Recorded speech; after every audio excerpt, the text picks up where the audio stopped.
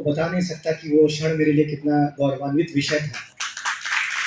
और मैं पूरे हृदय की गहराइयों से कहता हूँ, क्योंकि अध्यापक समान ज्ञानेश्वर जी सामने बैठे हुए हैं सर, तो पूरे हृदय की गहराइयों से कहता हूँ कि मेरी जो सुबह होती है वो महामना जी को प्रणाम करके होती है, और रात्रि भी इनको प्रणाम करके ही करता हूँ। तो हमारे सम्मानित अध्यापक ज्ञानेश्वर सर, उनको मैं प्रणाम करता हूँ। हमारे एक सदस्य, और इनसे मैं व्यक्तिगत तौर पर तो परिचित नहीं हूँ, फिर भी मेरा प्रणाम आप स्वीकार करें।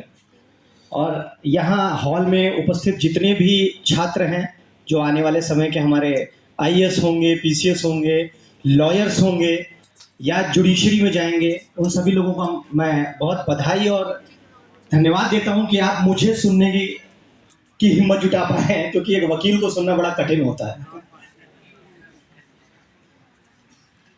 और साथ में मेरा धन्यवाद है 1% क्लब को और उनकी इस इनक्रेडिबल टीम को, जिन्होंने जो है इस स्टेज पर, इस जगह पर इतने लोगों को एकत्रित करके और इस विषय पर, जो विषय आज के समय में सबसे टफेस्ट विषय माना जाता है और हमेशा से रहा है, तो इस विषय पर लोगों को एकत्र कर कर हम डिस्कशन कर रहे हैं।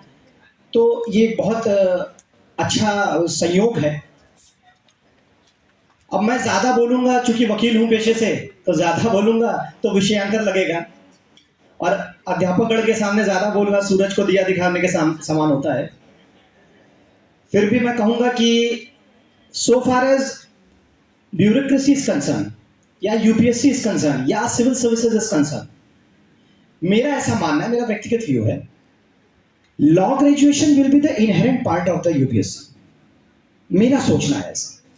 बात सही है कि सिलेबस आपको अलाउ करता है कि आप ग्रेजुएट हो जाइए और यूपीएससी का एग्जाम दीजिए, आप बढ़िया से तैयारी करिए, बढ़िया करिए। लेकिन जो मेरा पर्सनल व्यू है, from last 10 years, I am practising from last 10 years, तो मैंने ऐसा देखा है, मैंने ऐसा महसूस किया है कि जो ब्यूरोक्रेट्स होते हैं, लाइक डीएम, एसडीएम, ये जितने जो ऑफिसर्स होते हैं, जब इनको, मतलब एक तो सबसे बड़ी समस्या का विषय ये है कि इनके पास जो जुडिशियल पावर है, जिसको हम कोसाई जुडिशियल भी कह सकते हैं, तो जो जुडिशियल पावर है, वो जुडिशियल पावर में जो पार्ट इनको डिसाइड करने को दिया गया है, दैट इज रेवेन्यू, वो बड़ा टफेस्ट पार्ट है। और मुझे ऐसा लगता है कि एक स्पेशल उनको ट्रेनिंग स्पेसिफिक रिगार्डिंग लॉ, क्योंकि यूपी लैंड रेवेन्यू कोड अपने आप में बड़ा टफेस्ट है। जो लॉयर्स 20-20 साल, 40-40 साल, 50-50 साल से प्रैक्टिस कर रहे हैं लैंड रेवेन्यू कोड की, रेवेन्यू मैटर्स की, सर मैं बताऊं कि उनके लिए भी कभी कभी कुछ मैटर टफ आ जाते हैं। तो मेरा ये सोचना है कि अगर आप यूपीएससी एस्पायरेंट हैं और आप you are wants to become a district magistrate and all, तो ऐसी स्थिति में आपको लॉ जरूर पढ़ना चाहिए। एक तो इंपॉर्टेंट पर्सपेक्ट है कि आपका वो इंडियन पॉलिटी उसका पेपर होता है, तो कॉन्स्टिट्यूशन आप जो डेप्थ से समझना चाहिए, जो कॉन्स्टिट्यूशन का जुरिस्प्रूडेंस है, ग्रैंड नॉर्म है कॉन्स्टिट्यूशन, उसको समझने के लिए, तो वो आपको सहायता आपको मिलेगी एलएलबी करने से। दूसरी बात ये है कि लैंड रेवेन्यू कोड जो है वो बड़ा टफ कोड है। 1950 में जमींदारी एबोलिशन हुआ और जमींदारी एबोलिशन के बाद यूपी ZALR एक्ट आया, UP zamindari abolition and land revenue code, और आज 2006 में सर उसको पूरा खत्म कर दिया गया उस एक्ट को, और अब दूसरा एक्ट है यूपी लैंड रेवेन्यू कोड 2006।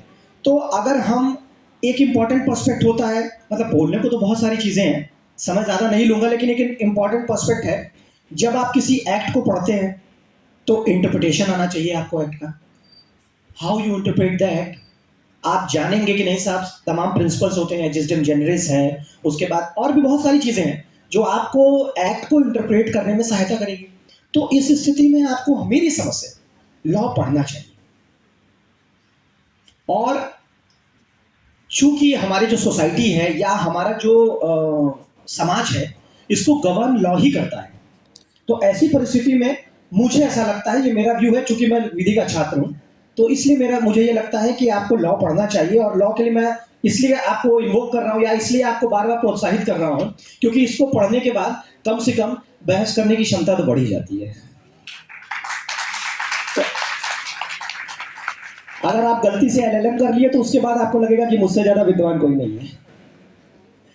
तो आप जब इंटरव्यू फेस करेंगे तो लॉ किए हुए व्यक्ति को, मेरी समझ से, कठिनाइयां कम होंगी।